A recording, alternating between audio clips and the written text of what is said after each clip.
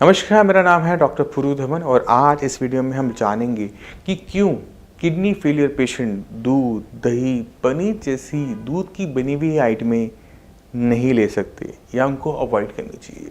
हमारी बॉडी में किडनी के बहुत सारे काम होते हैं, चाहे वो क्रिएटिनिन को निकालना हो, यूरिया को निकालना हो या फिर बॉडी में जो एक्स्ट्रा पानी है उसको बॉडी से निकालना हो।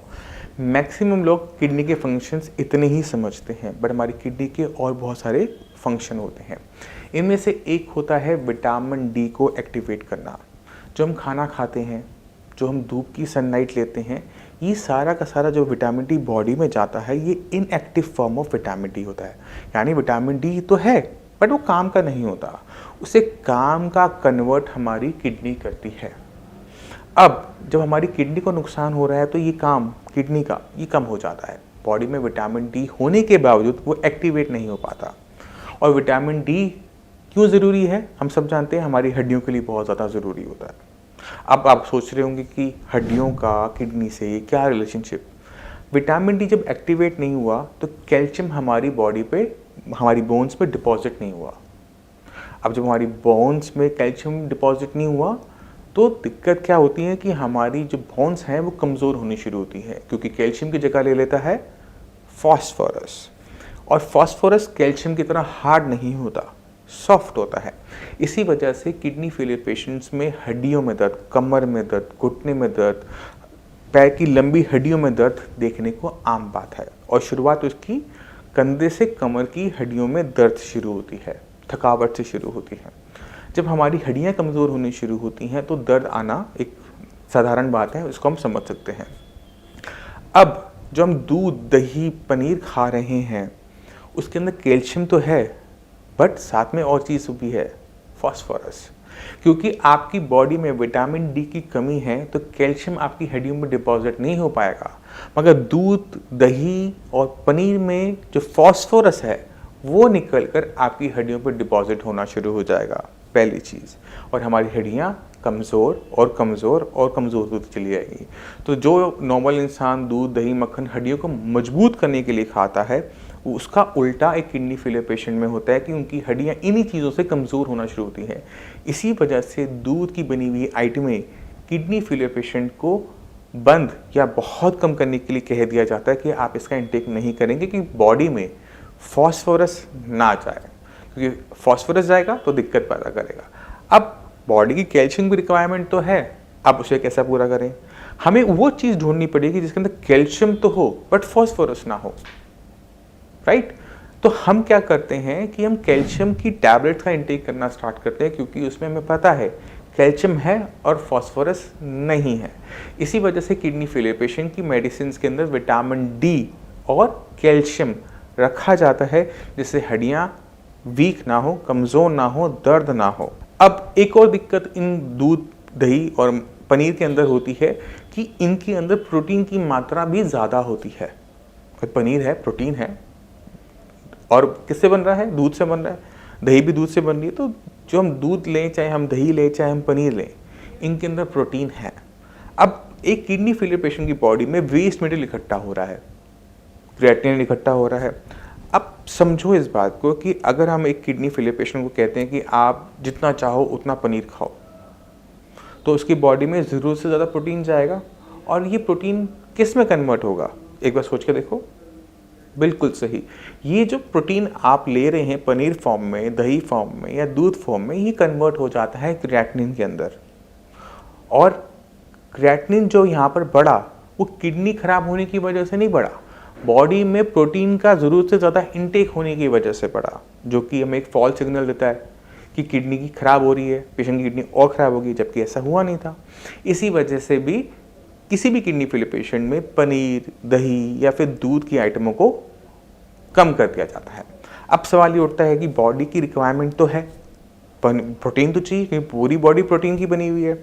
अगर हम प्रोटीन नहीं लेंगे तो हमारी बॉडी में डेफिशिएंसी तैयार होंगी। तो ये सोचना भी बिल्कुल सही है। तो किडनी फेलियर पेशेंट को दूध दिया जा सकता है। अगर आपकी बॉडी में स्वेलिंग नहीं है तो आप 1 कप गाय का दूध डबल टोन्ड आप डेली बेसिस पे ले सकते हैं, क्योंकि मैक्सिमम फैट एंड प्रोटीन उसमें निकल चुका होता है और जो भी होता है वो बहुत डाइल्यूटेड फॉर्म में होता है।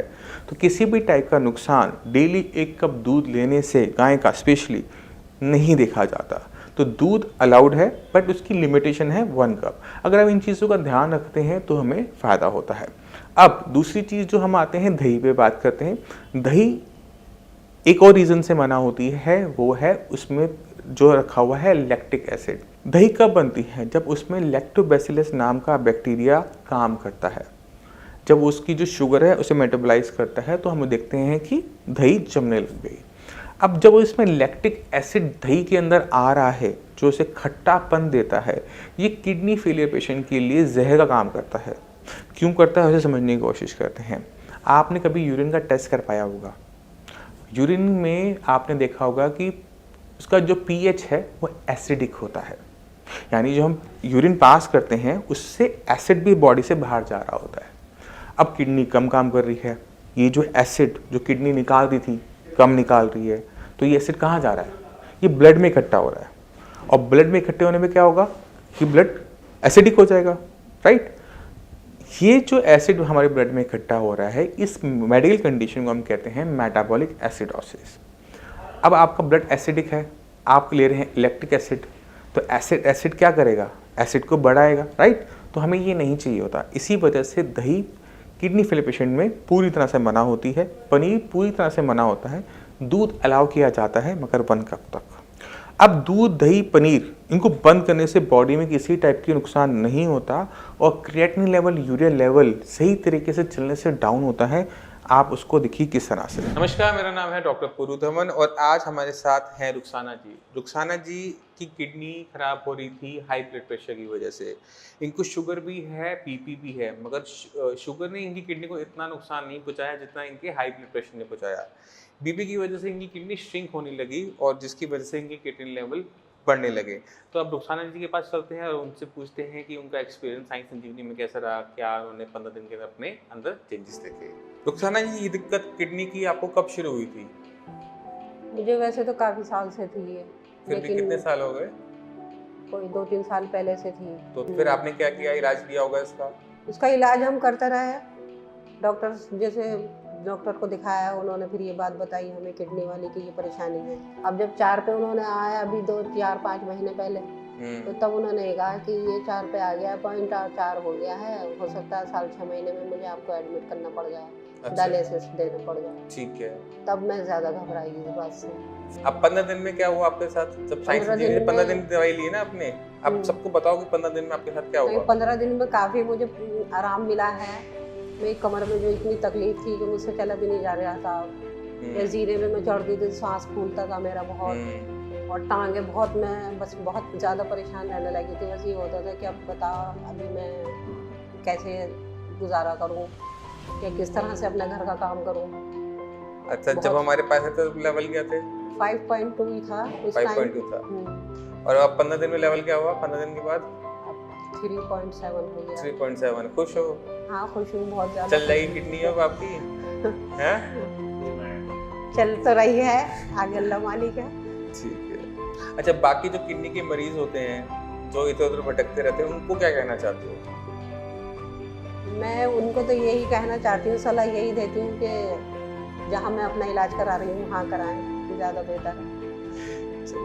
तो आपने खुद देखा कि डाइट में हम जब थोड़े से चेंजेस करते हैं, सही तरीके से काम करते हैं, तो हमें रिजल्ट्स देखने को मिलते हैं।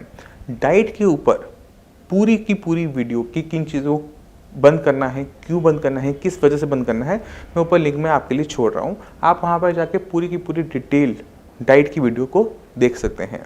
मैं उम्मीद करता हूँ इस वीडियो से आप समझ गए होंगे कि किडनी फेलियर को कंट्रोल में लाना, क्रिएटिनिन को डाउन करना आसान काम है। जो छोटी छोटी चीज़ें हम आपको बताते हैं, आपने बस उसको फॉलो करना होता है।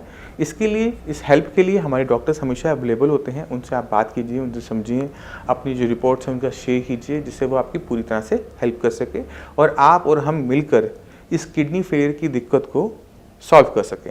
अब इसी के साथ आप सभी से मैं चलने की आज्ञा चाहूँगा। मिलते हैं अगली वीडियो में, तब तक के लिए नमस्कार।